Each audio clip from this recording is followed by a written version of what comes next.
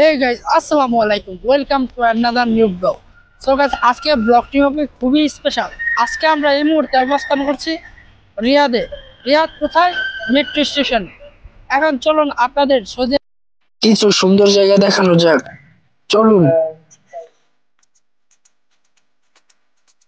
Saudi আরবের রাজধানী রিয়াদে আছে এক অসাধারণ জায়গা, রিয়াদ ন্যাশনাল মিউজিয়াম।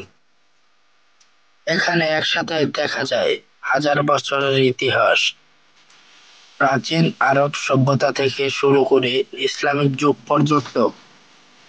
১৯৯৯ সালে নির্মিত এই মিউজিয়ামে আছে ৮টি গ্যালারি, যেখানে প্রদর্শিত হয়েছে মক্কা মদিনার পুরনো নিদর্শন, কুরআনের ক্যালিগ্রাফি আর ইসলামিক শিল্পকর্ম। রিয়াদ মিউজিয়াম শুধু একটি ভবন নয়, এটা যেন ইতিহাসের জীবন্ত এক পাঠশালা।